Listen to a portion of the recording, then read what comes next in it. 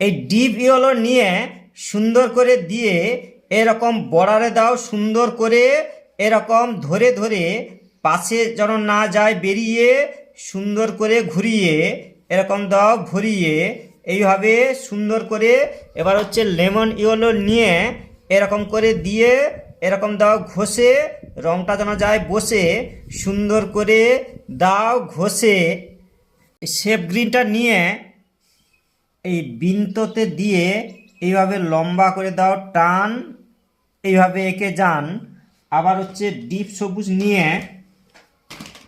এরকম করে দিয়ে এই সুন্দর করে ধরে ধরে এরকম করে দাও ভরে সুন্দর করে এইভাবে ধীরে ধীরে দাও টান, এইভাবে এঁকে যান।